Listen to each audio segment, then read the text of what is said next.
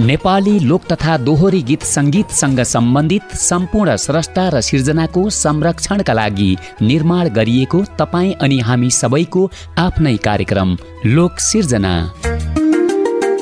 शनिबार बाहेक हरेक दिन अपराह्न 4 बजेको नेपाली खबरपछि 5 बजेसम्म काठमाडौँमा रेडियो NRN 99.1 अनि नेपाली रेडियो नेटवर्क मार्फत देशैभरिका विभिन्न FM रेडियोबाट सुन्न नभुल्नुहोला। यस कार्यक्रमका प्रायोजक पल पल ओनियन केश तेल, कपाल झर्नबाट रोक्न, नयाँ कपाल उमार्न सहयोग गर्न, कपालको चाया हटाउन, कपाल कालो बनाउन आजै पल पल ओनियन केश तेल प्रयोग गर्नुहोस्। सम्पर्क 985110 61246 98510 61246। नमस्कार। कार्यक्रम लोक सिर्जनाको पर्खाइमा रहनुभएका तपाईँ आदरणीय श्रोता मित्रमा हार्दिक स्वागत गर्दछौं। प्राविधिक मित्र रिता आले मगर, माधव तिमल सिन्हा अनि अभिषेक धामी सँगै म कार्यक्रम सञ्चालक राजकुमार रायमाझी एकजना अतिथिको साथमा उपस्थित भइसकेका छौं र आजको कार्यक्रम लोक सिर्जनालाई विशेष बनाउनको लागि अत्यन्तै लोकप्रिय अग्रज लोक तथा दोहोरी गायक, उहाँ सर्जक पनि हुनुहुन्छ, गीतकार पनि हुनुहुन्छ, संगीतकार पनि हुनुहुन्छ र सँगसँगै कुशल वाद्यवादक पनि हुनुहुन्छ, मोडल पनि हुनुहुन्छ, बहुप्रतिभाका धनी अत्यन्तै लोकप्रिय कलाकार श्री कृष्ण रेउले हाम्रो साथमा आजको कार्यक्रम लोक सिर्जनामा हुनुहुन्छ। हामी उहाँसँग अन्तरङ्ग कुराकानी गर्नेछौँ। उहाँले गाउनुभएका धेरै गीत संगीतको बारेमा चर्चा परिचर्चा गर्नेछौँ र अत्यन्तै खुसी पनि सुरुमै व्यक्त गर्न चाहन्छौँ। उहाँले आजभन्दा जम्मा 4 दिन अगाडि मात्रै युट्युबमा राखिएको गीत कुरै खलासले ट्रेडिङमा पर्न सफल रहेको छ। अहिले ट्रेडिङ नम्बर 15 मा आइपुगेको छ र यो गीतको हामी सुरुवातमै अझै धेरै सफलताको शुभकामना व्यक्त गर्न चाहन्छौँ र यो कुरै खलासको बारेमा धेरैभन्दा धेरै कुराकानी गर्नेछौँ। यसको बारेमा अझै प्रस्ट्याउनेछौँ र सँगसँगै उहाँले गाउनुभएका अत्यन्तै लोकप्रिय गीतहरू आज गाउँमा बिजुली चम्क्यो लगायत धेरै गीतहरू छन्। टप्पा गीतहरू गाउनु भएको छ। नक्कलीको ठिक छैन चाला, सुन साइली, यही त होला माया भनेको, निर्माणका निम्ति र सँगसँगै कलेजी र धेरै गीतहरूमा जोडिनु भएको छ। खानालाई तितो छ करेली, चिठीमा फोटो पठाउै, रोदी धाउनाले, त्यसै गरी दशैं तिहारसँग पर्वका गीत सङ्गीतहरू पनि गाउनु भएको छ। सबै प्रकारका गीतहरू उहाँले गाउनु भएको छ। आजका पाहुना बहुप्रतिभाशाली कलाकार हुनुहुन्छ, अग्रज अनि लोकप्रिय लोक तथा दोहोरी गायक, सर्जक, मोडल, वाद्यवादक पनि हुनुहुन्छ श्री कृष्ण रेउले र संस्थागत हिसाबले राष्ट्रिय लोक तथा दोहोरी गीत प्रतिष्ठान नेपालका उपाध्यक्ष हुनुहुन्छ। कृष्ण रेउलेसँग हामी अन्तरङ्ग कुराकानी गर्न गइरहेका छौँ। कृष्णजी, कार्यक्रम लोक सिर्जनामा स्वागत छ हजुरलाई। धन्यवाद राजकुमारज्यू, राजकुमार रायमाझज्यू र नेपाली रेडियो नेटवर्क सुनिरहनुहुने सम्पूर्ण लाखौं करोडौं प्यारा चाहिँ भगवान रूपी सम्पूर्ण श्रोताहरूलाई मेरो नमस्कार छ, साङ्गीतिक नमस्कार छ। हजुर, सुरुवातमै तपाईलाई बधाई अनि शुभकामना र अझै धेरै सफलताको शुभकामना व्यक्त गर्न चाहन्छौँ। कार्यक्रम लोक सिर्जना परिवारको तर्फबाट कुरै खलासले ट्रेनिङमा परेर पनि धन्य अहिले 15 नम्बरमा आइपुगेको छ। अझै धेरै सफलताको शुभकामना व्यक्त गर्न चाहन्छु। धन्यवाद हजुरलाई यो शुभकामनाको लागि। हजुर, कस्तो भइरहेछ यो बाटो सुरु गरौँ हैन? कुरै खलास हजुरसँगै एलिना चौहान अनि रेशमा पुनले आवाज सजाउनुभएको छ। मेरो जेनर भन्दा चाहिँ अलिक फरक अहिलेसम्म मैले चाहिँ नेपाली लोक दोहोरी, लोकगीतहरू, लोक संस्कृतिका गीतहरू गरेको थिएँ र यो चाहिँ अलिकति फरक। अब नयाँ जेनेरेसनलाई, न्यू जेनेरेसनलाई अलिकति कमर्सियल हुनु पर्यो, व्यावसायिक हुनु पर्यो अनि अलिकति चल्तीका हिसाबले अलिकति पछि परे जस्तो पनि अनुभूति भएर चाहिँ विशेष गरी चाहिँ युवा चाहिँ पिँढीलाई चाहिँ लक्षित गरेर बनाएको गीत हो हैन। र सबैले चाहिँ माया गरिदिनु भएको छ र अत्यन्तै उत्साहित पनि छु, खुसी पनि छु र त्यो खुसीसँगै चाहिँ अब चाहिँ कसरी अगाडि बढ्ने त, कुन प्याटर्नबाट अगाडि बढ्ने, यही प्याटर्नबाट अगाडि बढ्ने कि चाहिँ मेरो पुरानै धारबाट अगाडि बढ्ने, यो चाहिँ सोचनीय छ। अब हेर्दै जाउँ, अब सबै चाहिँ दर्शक श्रोताकै चाहिँ हातमा हो हैन।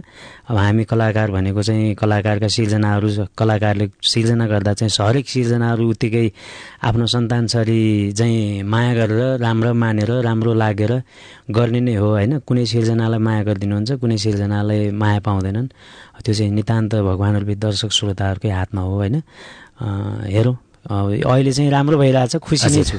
हजुर, अब ट्रेनिङ नम्बर 1 मा आओस् हाम्रो कार्यक्रम लोकसृजना परिवार र नेपाली रेडियो नेटवर्क परिवार रेडियो एनआरएन सँगसँगै अहिले जुन एफएम रेडियोबाट श्रोताले सुनिराख्नु भएको छ सम्पूर्ण एफएम परिवारको तर्फबाट पनि हजुरलाई, हजुरको टिमलाई, विशेष गरेर तपाईँ कृष्ण रेउले, एलिना चौहान, रेशमा पुनको आवाज सजाइएको छ, मन्जित पुनको शब्द सिर्जना, ऋषि खड्काको लय सिर्जना रहेको छ र यो जम्मा 4 दिन अगाडि मात्र राख्नु भएको 3 लाख क्रस भइसकेको छ र जसले सुन्नु भएको छ उहाँहरूलाई धन्यवाद दिन चाहन्छौँ र जसले सुन्नु भएको छैन कृष्ण रेउले युट्युब च्यानल मार्फत बजारमा उपलब्ध भएको छ होइन। सबैले हेरिदिनको लागि र सकेसम्म सेयर गरिदिनको लागि पनि हामी आग्रह गर्यौँ। एकदमै मेरो पनि अनुरोध छ, सबैजनाले युट्युबमा गएर हेरिदिनु होला र हेरेर जस्तो लाग्छ त्यस्तै प्रतिक्रिया दिनु होला, किनकि हामीलाई जस्तो लाग्छ त्यस्तै प्रतिक्रिया दिनुभयो भने हामी भोलिका दिनहरूमा केही गल्तीहरू हुन सक्छन् होइन, सुधारेर अगाडि बढ्ने एउटा मार्गदर्शक नै चाहिँ दर्शक श्रोता भएको कारणले उहाँको प्रतिक्रिया चाहिँ नितान्त चाहन्छु। हजुर हजुर, पक्कै पनि। र यो गीत तपाईँ लोकदोहोरी गायकको रूपमा परिचित होइन, सबै प्रकारका गीतहरू गाउनुहुन्छ, वाद्यवादक पनि हुनुहुन्छ, सर्जक पनि हुनुहुन्छ र मोडल पनि हुनुहुन्छ, धेरै विधाहरूमा जोडिनु भएको छ र यो गीत अलिकति फरक छ पनि भन्नुभएको छ होइन। यो गीतलाई के भन्ने, खास लोकगीत पनि अलिकति लोक ट्युन पनि मिसिएको छ, सबैलाई जोड्नु भएको छ। लोक आधुनिक लाइट प्याटर्न नै भनौँ, अब मोडर्नाइज टाइपको होइन। यसलाई टिपिकल लोक त मिसाउनै पर्छ, किनकि कुनै पनि देशको सङ्गीतभन्दा सङ्गीत गर्दा गायक जति पनि गीतहरू चलेका छन्, जहाँ जहाँ विश्वभरिका जुन देशमा चाहिँ गीतहरू जसका चलिरहेका छन् ती चलेका गीतहरूमा त्यहाँको लोकलाटी भनौँ न, त्यहाँको लोक लय समावेश गरेका गीतहरू मात्रै हिट छन्। किनकि यो चाहिँ ध्रुव सत्य हो, किनकि मान्छेहरूको मन छुने भनेकै एउटा त्यहाँको एउटा माटोले, त्यहाँको लोक लयले छुने हो। त्यस कारणले चाहिँ लोकबाट बाहिर हट्न त सकिन्न। त्यो यसलाई चाहिँ कसरी अलिकति नयाँ जेनेरेसनलाई पनि लक्षित गरेर कमर्सियल हुने, व्यावसायिक हुने, अब स्टेज पाउने, नितान्त स्टेजका लागि, अब नितान्त चाहिँ युवा पिँढीका लागि बनाएको गीत हो यो। हजुर, यो विषयवस्तु जुन कुरै खलास भनेर भनिएको छ, अलिकति विषयवस्तुमा पनि जाम न, कुन तरिकाले बन्यो यो गीत? यो अब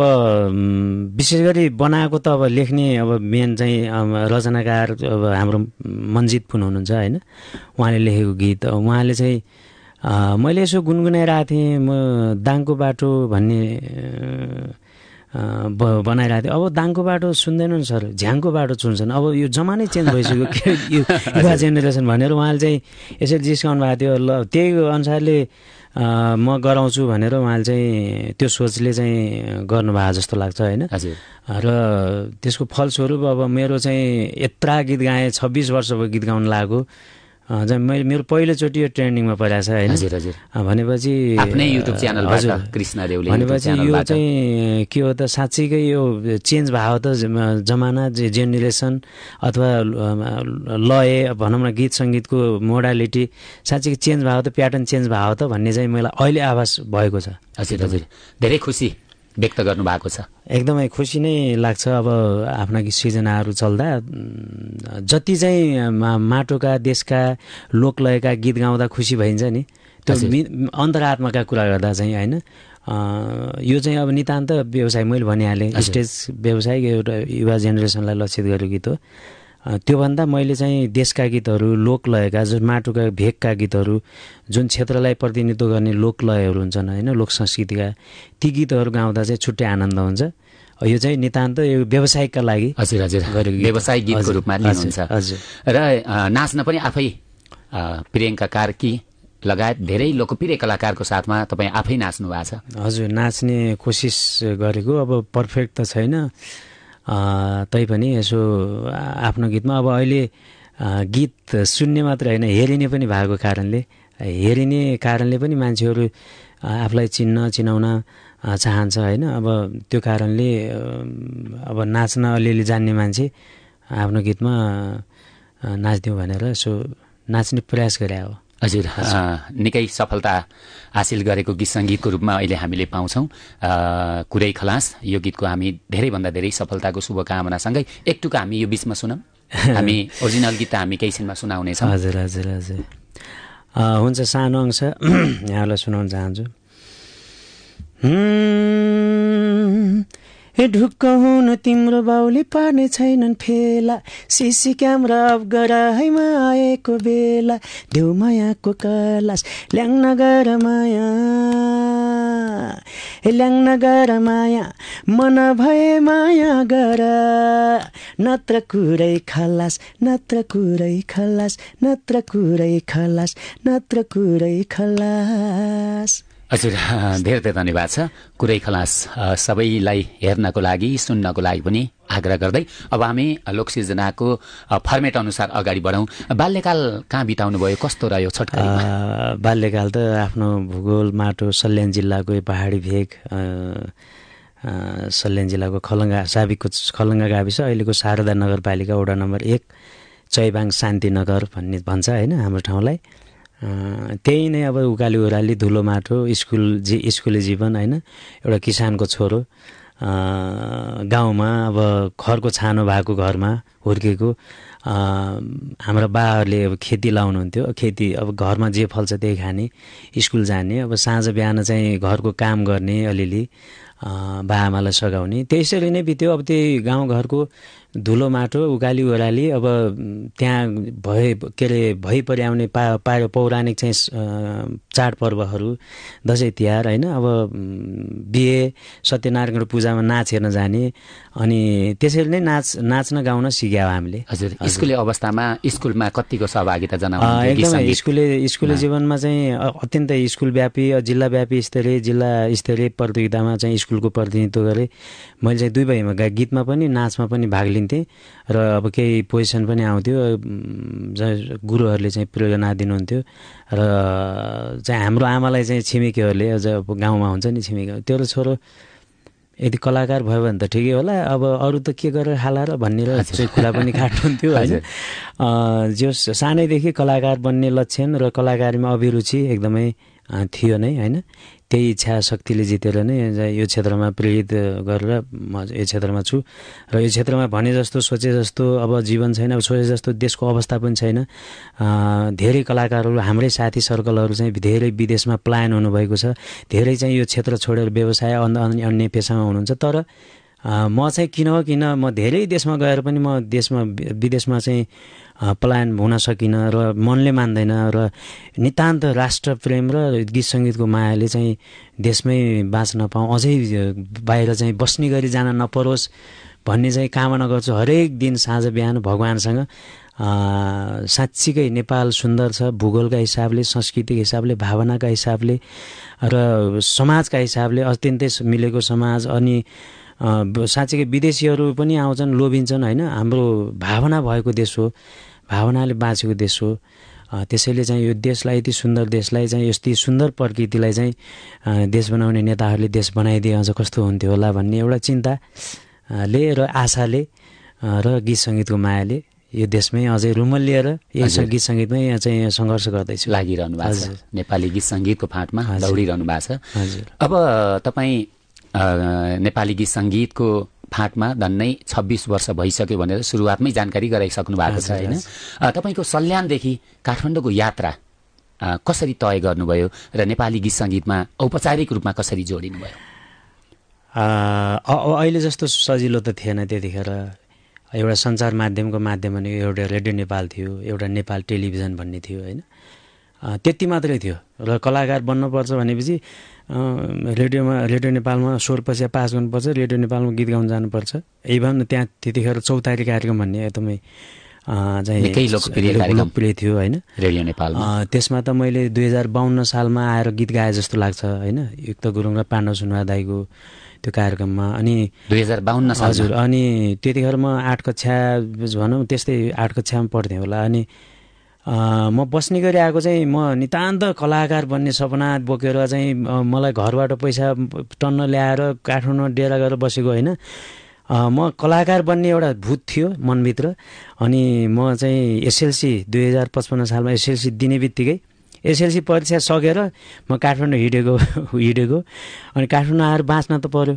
अनि म चाहिँ घरमा कुनै घरमा चाहिँ काम गर्ने एउटा एज अ काम गर्ने भनौँ नोकर भनौँ न सर्भेन्ट त्यसैले चाहिँ सहयोगको रूपमा चाहिँ त्यहाँ बसेर अब आफूलाई बचाउनलाई काठमाडौँ बचाउनलाई अनि त्यही सेरोफेरोमा त्यही काम गर्दा गर्दै मैले चाहिँ 2055 सालमा रेडियो नेपाल खोज्दै आएर रेडियो नेपालमा 16 चाहिँ पास गरे हो। अनि त्यसैले चाहिँ मेरो साङ्गीतिक करियर छ। अब त्यो बेला जिल्लाका मान्छेहरू कहिलेकाहीँ 2-3 महिनामा कोही भेटिहाल्यो भने सल्यानको घर हो भनेपछि चाहिँ घरै गए जस्तो हुने अत्यन्तै कम थिए। अब हाम्रो जिल्लातिरका मान्छेहरू यता भेटिने अत्यन्तै गाह्रो अवस्था थियो।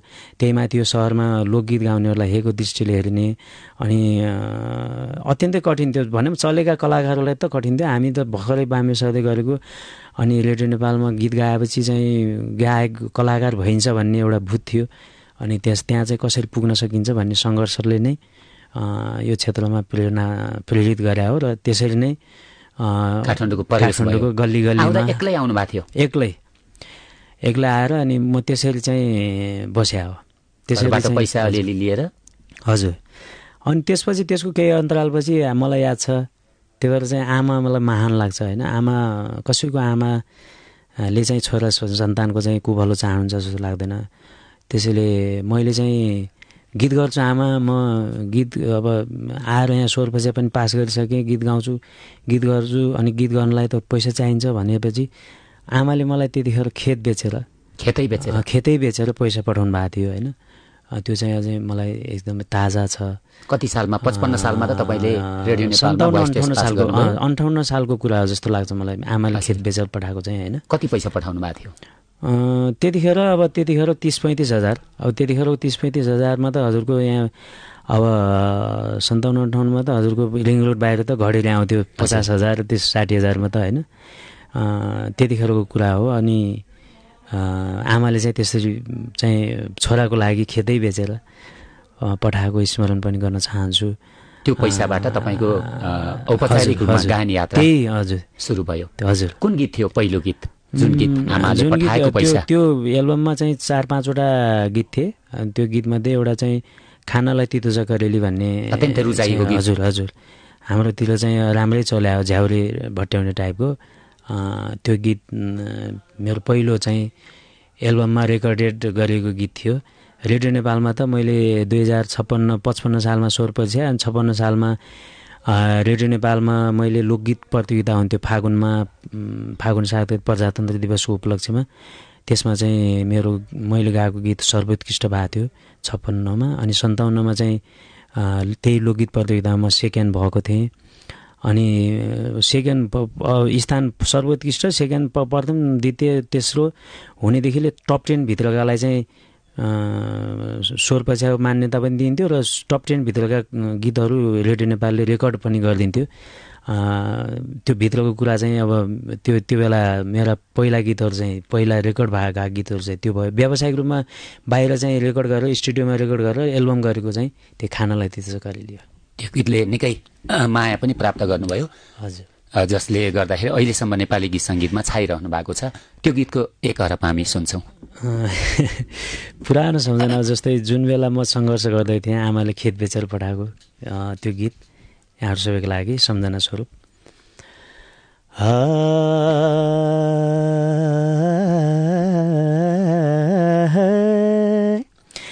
केको कुटको सुपारीको कुटको हे ठुली परी झनै अल्की मझिल्के चाहिँ पुटको हिजो राति रोदी घरमा मलाई हेरिराखी ठुली भनी नजिक गएको मेरी आमै मुख छोपेर भागी खानालाई तितो छ करेली नबोले झिम्काइदेऊ परेली खानालाई तितो छ करेली नबोले झिम्काइदेऊ परेली हे नबोले झिम्काइदेऊ परेली। हजुर धेरै धेरै धन्यवाद छ। यो गीतबाट औपचारिक रूपमा गायन यात्रा पनि तपाईँको सुरु भयो भनौँ होइन। त्यसपछि धेरै गीत सङ्गीतहरूमा जोडिनु भयो र यो गीत को लागि पनि आमालाई उच्च सम्मान व्यक्त गर्न चाहन्छु। आमालाई सम्झिन चाहन्छु। यो गीत निर्माण गर्दा मलाई चाहिँ नेपाल भनौँ न सल्यानको एउटा एकदमै समाजसेवी अत्यन्तै आदरणीय दाई मनोज प्रधान, हजुर मनोज प्रधान दाईलाई पनि सम्झिन चाहन्छु। उहाँले धेरै सहयोग गर्नुभएको थियो र उहाँको धेरै सहयोगले नै म काठमाडौँमा टिक्न पनि सफल भएको थिएँ पहिला होइन, सङ्घर्षको बेलामा। दाईलाई पनि म यो रेडियोबाट सम्झिन चाहन्छु। हजुर त्यसपछि खानालाई तितो छ करेलीबाट तपाईँका धेरै गीतहरू पर्वका गीतहरू पनि बनाउनु भयो होइन, लगायत धेरै गीतहरू टप्पा गीतहरूमा पनि जोडिनु भएको छ। धन्नै कति 100को हाराहारीमा पुग्यो होला तपाईँले गाउनुभएका बनाउनुभएका गीतहरू नाच्नुभएका? धेरै भयो होला, अझै धेरै भयो होला। अब कति त याद छैन। जस्तै पहिला चाहिँ क्यासेट चक्का बन्ने बेलाका चाहिँ ए साइडका गीतहरू चाहिँ करिब करिब याद होलान् होइन, सम्झिँदै जाँदा। तर बी साइडका गीतहरू बिर्सिए। अब बी साइड ए साइड र बी साइड भन्ने हुन्थ्यो। अनि ए साइड र बी साइडमा पनि अब गीत धेरै राख्नु पऱ्यो, 22 मिनट पुऱ्याउनु पर्थ्यो कि दोहोरी राख्नु पर्थ्यो कि चाहिँ लोकगीत राखे 3-4वटा राख्नु पर्थ्यो होइन। धेरै गीतहरू चाहिँ त्यो बेलाका गीतहरू चाहिँ अब त्यसको डेटा पनि छैन, अब युट्युब पनि थिएन होइन, स्टोरेज पनि छैन कतै। ती गीतहरू बिर्सेका सम्झिने स्मरणमा सम्झिने जति चाहिँ गीतहरू सम्झिएला त्यो पनि अब त्यो पनि डेटा राखेको छैन। त्यो मेरो कमजोरी होला होइन। र कति गीतहरू त बिर्सेरै अब हजुर हजुर कता कता पुगे सम्झनामा मात्रै होला नि होइन। र तपाईँको साङ्गीतिक यात्रा गर्ने क्रममा देशका त लगभग ठाउँहरूमा पुगिसक्नु भएको छ, विदेशमा पनि धेरै पटक पुग्नु भएको छ। कहाँ कहाँ पुग्नुभयो विदेश? विशेष गरी युरोपका मुलुकहरूमा धेरै गएको छु होइन। यो चाहिँ हाम्रो एभरेस्ट नेपाल कल्चर ग्रुप भन्ने छ, त्यो संस्थाको म मेम्बर पनि छु। र त्यो संस्थाले हरेक 2-2 वर्षमा चाहिँ विदेशी कलाकारहरू बोलाएर त्यस्तै हामी जस्तै उता जान्छौँ, त्यस्तै गरी विदेशी कलाकारहरू यहाँ आएर चाहिँ प्रोग्राम गर्छौँ हामीले। र त्यो चाहिँ नितान्त हामी उता जाँदा चाहिँ उहाँको गभर्मेन्ट नगरपालिका अब सम्बन्धित ठाउँको गभर्मेन्टले आयोजना गरेको हुन्छ र नितान्त एकदम फेस्टिभल रूपले सरकारी छुट्टी दिएर एकदमै दसैँ तिहार जसरी चाहिँ विश्वका कलाकारहरू बोलाएर छुट्टी सडकमा चाहिँ नाचगान गर्दै सडक वरिपरि चाहिँ खानेकुराहरू स्टलहरू राख्दै त्यो जुन ओझेल परेको ठाउँ छ त्यो ओझेल परेको ठाउँलाई चिनाउन परिचित गराउन टुरिज्मलाई संस्कृतिसँग जोडेर त्यसरी चाहिँ गभर्मेन्टले चाहिँ लगानी गरेको छ। र हाम्रो देशमा एकदम विडम्बना मान्छु, राज्यले चाहिँ राज्यको कुरा गर्दा चाहिँ चिन्ता नै लाग्छ साँच्चीकै राज्यको कुरा गर्दा चाहिँ अत्यन्तै अब आवेश पनि आउँछ। अहिले कोही युवाहरू खुसी छन् जस्तो लाग्दैन। धेरै जनशक्ति त हामी अब नेपालीहरू धेरै बाहिर हुनुहुन्छ होइन। त्यो कारणले चाहिँ दुःख लाग्छ। एउटा संस्थाले गर्नु परेको छ भनौँ न, वास्तवमा नेपाल गभर्मेन्टले सरकारले गर्नु पर्थ्यो। संस्कृतिका नाममा चाहिँ बजेट छुट्याइया हुन्छ, त्यो बजेटहरू चाहिँ गाउँ गाउँमा स्थानीय निकायमा अथवा सरकारी उसमा कतातिर संस्कृति भनेपछि अब उहाँहरूले चाहिँ कतातिर जोडिदिनुहुन्छ भने मन्दिर भत्किया छ कि अनि कतै केही भएको छ कि होइन, त्यसलाई जोड्नुहुन्छ क्या उहाँहरूले। अनि वास्तवमा संस्कृति भने त मेचीदेखि महाकालीसम्मको जो नेपालको पहिचान हो, जुन पहिचान हामी विश्वमा झल्काउन सक्छौँ। हामी सगरमाथा भूगोल टिपेर लान सक्दैनौँ। एउटा कुनै पनि मुलुकलाई चिनाउन चाहिँ त्यहाँको भूगोल र त्यहाँको संस्कृति नै हो। अब भूगोल टिपेर हामी सगरमाथा बोकेर विश्वमा लान सक्दैनौँ, तर संस्कृति त लान सक्छौँ नि। त्यति कुरा पनि नेपाल सरकारलाई भनौँ न नेपालका नेताहरूलाई चेतना छैन क्या। अनि त्यो चेतना हुने भने वास्तवमा टुरिज्म र पर्यटनलाई संस्कृतिसँग जोडेर एउटा केही प्याकेज बनाउने हो भने त्योबाट पनि देश अगाडि बढ्न सक्छ। हजुर हजुर, त्यो तरिकाले सम्बन्धित निकायले पनि चासो दिएको खण्डमा देशका संस्कृतिहरू अझै सुरक्षित हुने थिए होइन। तपाईँले गाउनुभएका धेरै गीतहरूमध्ये कृष्ण रेउले भन्ने बित्तिकै आज गाउँमा बिजुली चम्कियो होइन, गाउँमा हल्ला चल्यो, रोदी धाउनाले लगायतका गीतहरू पर्छन्। तर सुरुमै अहिले पछिल्लो समयमा गाउँमा हल्ला चल्यो सँगसँगै आज गाउँमा बिजुली चम्क्यो यो गीतको कुरा निस्कन्छ होइन। यो आज गाउँमा बिजुली चम्क्यो कसरी बनाउनु भएको थियो यो गीतको बारेमा अलिकति? यो गीतको चाहिँ भनौँ न सिर्जना गर्दा लेख्दाखेरि एउटा कल्पनामा डुबेर एउटा इमेजिन गरेर होइन, एउटा फ्रेममा रहेर सपना जस्तै भनौँ न सपनाको संसारमा हराए जस्तै गरेर सिर्जना गर्ने हो कुनै पनि सिर्जनाकारले, गीत लेख्ने मान्छेले होइन। त्यतिखेर चाहिँ हाम्रो नेपालमा 18 घण्टा लोड सेडिङ हुन्थ्यो। हजुर लोड सेडिङको बेला गरेको गीत हो। लोड सेडिङ हुन्थ्यो, 18 घण्टा लोड सेडिङ हुँदा अन्धकारै अन्धकार थियो होइन। अनि त्यतिखेर चाहिँ इमेजिङ गरेर एउटा राम्रो मान्छे, राम्रो केटी, सुन्दर केटी हाँस्दै पनि बिजुली चम्के जस्तो, दाँत सेता दाँत देख्दा पनि बिजुली आए जस्तो कल्पना गरेर इमेजिङ गरेर तयार पारेको गीत हो होइन। अनि त्यसलाई चाहिँ रोती घरसँग पनि जोडियो, अब माया फिल्मसँग पनि जोडियो होइन। नितान्त चाहिँ लोड सेटिङको उबाट अन्धकारबाट एउटा चम्किलो के हुन्छ त, कि दाँत हुन्छ कि सेतो ढुङ्गा हुन्छ, त्यसरी चाहिँ इमेजिङ गरेर तयार पारेको गीत हो यो। हजुर, हामीले सुरुवातमै हजुरलाई पनि र कार्यक्रम लोकसृजनाको ढोका उगार्ने क्रममा पनि हामीले समेटेका छौँ, तर पनि तपाईँ आज हाम्रो साथमा हुनुहुन्छ। एक टुका हामी सुन्छौँ।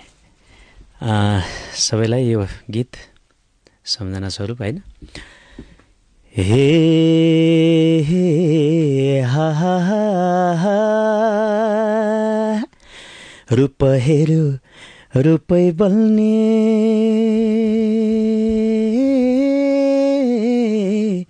जिउडाल झनै झकास, पूर्णिमाको रातमा पनि हो हो हो हो मधुर भो आकाश, आज गाउँमा बिजुली चम्कियो के रहेछ भन्दा सोल्टिने हाँसेर, रोदी घरको आँगनै थर्कियो के रहेछ भन्दा त्यही मोरी नाचेर, रोदी घरको आँगनै थर्कियो के रहेछ भन्दा रिताजी नाचेर। हजुर धेरै धेरै धन्यवाद छ। आज गाउँमा बिजुली चम्क्यो अत्यन्तै रुचाइएको गीत, मिलियन क्रस गरेको गीत, 2 मिलियनभन्दा बढीले हेरिएको छ युट्युबमा मात्रै, र अरू सामाजिक सञ्जालमा त धेरैले हेर्नु भएको छ, र स्टेज कार्यक्रमहरूमा पनि लगभग धेरैले सुन्नु भएको छ, हेर्नु भएको छ यो गीत। अझै धेरै सबै गीतहरूप्रति सम्मान व्यक्त गर्दै सफलताको शुभकामना व्यक्त गर्न चाहन्छौँ। र कृष्ण रेउले भन्ने बित्तिकै यो हाँसोको राजा पनि भन्ने कुरो हुन्छ। यो हाँसोको बारेमा अलिकति बताइदिनुहोस् न, के हो खास राज? हाँस्ने बित्तिकै चिन्नुहुन्छ मलाई होइन, गीत भन्दा पनि हाँसो चलेको अनुभूति हुन्छ। युट्युबतिर, पेजतिर, सामाजिक सञ्जालतिर तपाईकै हाँसो प्रयोग गरिएको हुन्छ। विधाका फरक क्षेत्रका मान्छेहरूले पनि, गीत सङ्गीतै पनि नसुन्ने मान्छेहरूले, फरक जेनरका गीतहरू पनि सुन्ने मान्छेहरूले हाँस्दाखेरि चिन्नुहुन्छ होइन। त्यसमा चाहिँ अनौठो लाग्छ, अनि हाँस्दिनुहोस् पनि भन्नुहुन्छ, अनि हाँस्छु पनि, अनि रमाइलो पनि हुन्छ। हाँस्नु भने राम्रै कुरा हो जस्तो लाग्छ होइन। हजुर, यो कहिले चाहिँ के पीडा हुन्छ भने, अब भनौँ मान्छेको मुड हो नि त हाँस्ने होइन। अनि एउटा घटना सुनाउँछु, म पशुपतिमा मलामी गएको छु, अनि त्यहाँ भेट हुन्छ कुनै मान्छे होइन, ओहो मैले दाइको हाँसो बहुत मनपर्छ होइन भनेको छु। अनि मलामी गएको छु, अनि त्यहाँ मलामीका भनौँ न मर्ने मान्छेका आफन्तीहरूसँगै रोइरहेका छन्। अनि दाइ म एकदम तपाईँको हाँसोको फ्यान, एकचोटि हाँस्दिनु न भन्नु।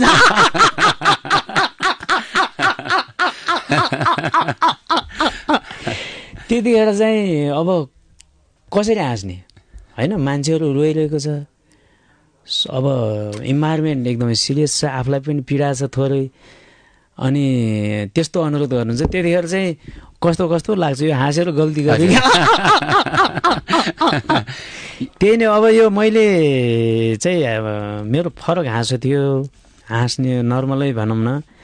अनि हाम्रो गाउँमा एकजना सुब्बा हुनुहुन्थ्यो, डाङ्गी, हाम्रो मामा पर्नुहुन्छ क्यारे होइन। हजुर, उहाँ चाहिँ हामी स्कुल जान्थ्यौँ वारी, अनि रोड थियो, खेत थियो, अनि शारदा नदी छ, शारदा नदी पारी पनि खेत, पारी फेरि पाखो बारी, पारी धेरै टाढा उहाँको घर होइन। अनि हामी स्कुल जाँदा उहाँ घरमा हाँस्नु पनि यहाँ सुनिन्थ्यो कि।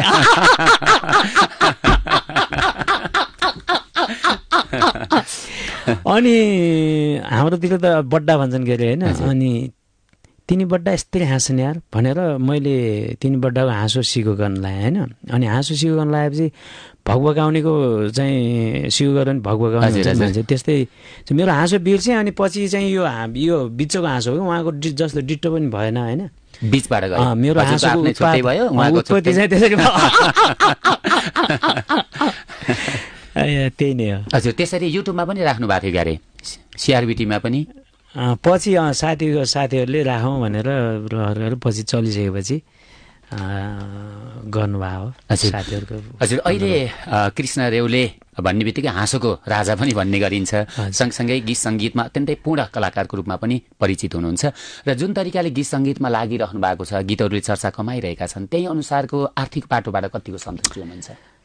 आर्थिक पाटोबाट त अब म यदि विडम्बनाका साथ लाखौँ चाहिँ नेपाली गायक गए जस्तै खाडी मुलुकमै गएको भए भने 26 वर्ष हुन्थ्यो होइन। 26 वर्ष खाडी मुलुकमा बस्या भए चाहिँ कम्तीमा चाहिँ काठमाडौँमा जो कतै एउटा घर ठडाउन सकिन्थ्यो, अथवा भनौँ न एउटा भौतिक सुखका हिसाबले चाहिँ आय आर्जन गर्न सकिन्थ्यो, त्यो छँदै छैन।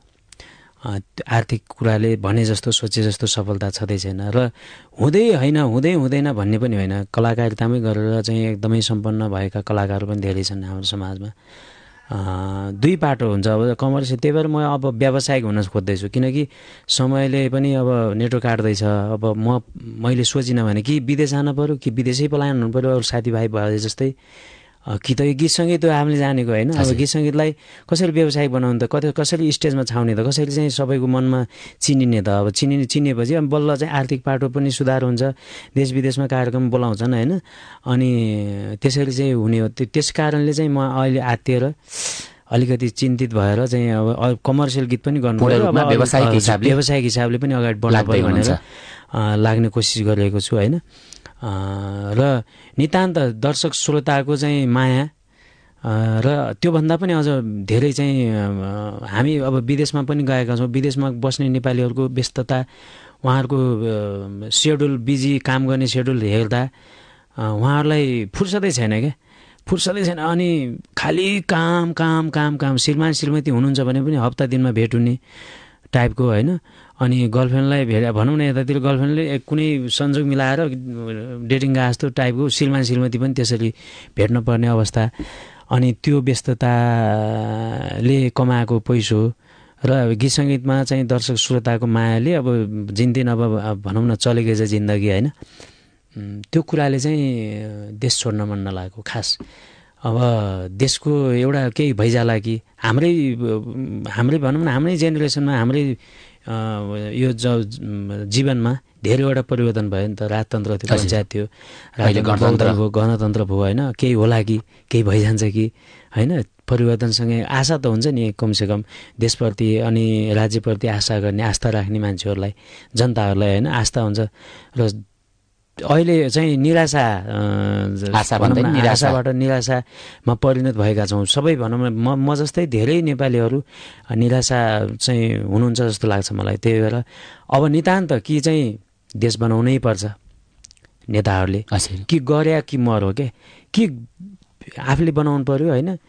अनि कि होइन खोक्रो आदर्शले चल्दैन, कुनै देशसँग सम्झौता गरेर हङकङ बनाए जस्तै बनाउनु पर्यो। नेपाल त बनाउनु पर्यो, नेपालीलाई बनाउनु पर्यो। लिडरसिप गर्नेले आफ्ना जनतालाई कसरी खुसी दिन सकिन्छ भन्नेतिर त लाग्नु पर्यो नि त अब नेताहरू होइन। त्यसको विकल्पै छैन अब कि नत्र होइन भने म पनि बाध्य भएर विडम्बनाका साथ अब विदेशिन बाध्य हुन्छु र धेरै नेपालीहरू विदेशिन बाध्य हुन्छन्। र अब हामी कल्पना गरौँ 15-20 वर्षपछि नेपाल खाली हुन्छ, ओन्ली विरुद्धहरू होलान् होइन। अनि विदेश जान पनि नसक्ने चाहिँ कोही गरिबहरूका छोराछोरी सरकारी स्कुलमा पढ्लान्। अब भनौँ न साना छोराछोरी, त्यो छोराछोरी पनि +2 पढ्दासम्म चाहिँ यहाँ हुन्छन्। +2 पढेपछि उता जान्छन् अनि तिनीहरू आउँदैनन्। अनि तिनीहरूको जेनेरेसन उतै हुर्किन्छ, उतै बिहा गर्छन्, उतै छोराछोरी पाउँछन्। अनि भएका आमा बाबालाई उतै बोलाउँछन्, उतै सेटल हुन्छन्। अनि नेपाल के हुन्छ भन्दाखेरि अबको 15-20 वर्षमा यही रेसियोले जाने भने 15-20 वर्षमा नेपाल खाली हुन्छ। हजुर, तपाईँको सोच सकेसम्म कुनै पनि नेपाली विदेश पलायन हुन नपरोस् र सँगसँगै कलाकार त सकेसम्म जाँदै नजाउन् भन्ने तरिकाले सोच्नुहुन्छ एकदमै। र देश बनोस् र देशमै केही गर्न पाइयोस् भन्ने सोचका साथ अगाडि बढाइरहनु भएको छ। अब हामी अन्तमा छौँ, अन्तमा केही छुटेका कुराहरू? अब जिन्दगी त यो घण्टाको कहाँ हो र अब एक घण्टामा कुरा गरेर त के साध्य होला र होइन। धेरै कुराहरू छुटफुट छन्। अब आगामी दिनहरूमा फेरि भलाकुसारी गरौँला।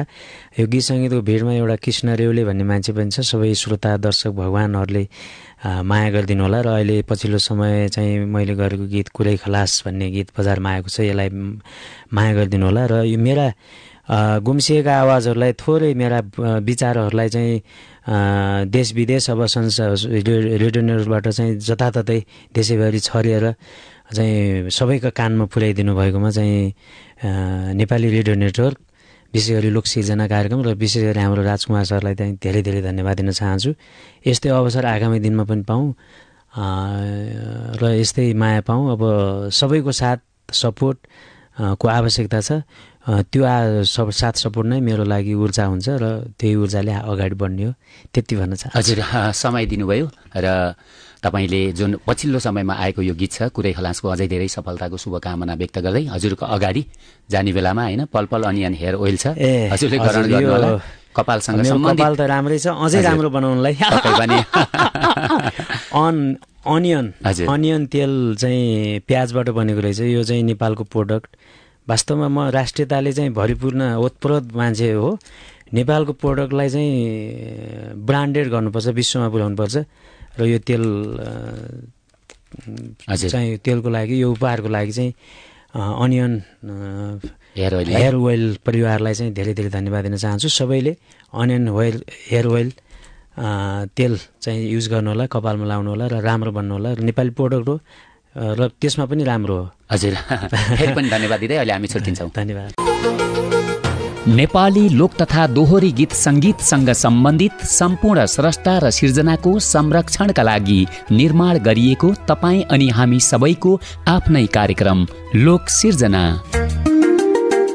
शनिबार बाहेक हरेक दिन अपराह्न 4 बजेको नेपाली खबरपछि 5 बजेसम्म काठमाडौँमा रेडियो NRN 99.1 अनि नेपाली रेडियो नेटवर्क मार्फत देशैभरिका विभिन्न FM रेडियोबाट सुन्न नभुल्नुहोला। यस कार्यक्रमका प्रायोजक पल पल ओनियन केश तेल, कपाल झर्नबाट रोक्न, नयाँ कपाल उमार्न सहयोग गर्न, कपालको चाया हटाउन, कपाल कालो बनाउन आजै पल पल ओनियन केश तेल प्रयोग गर्नुहोस्। सम्पर्क 985110 61246 9851061246।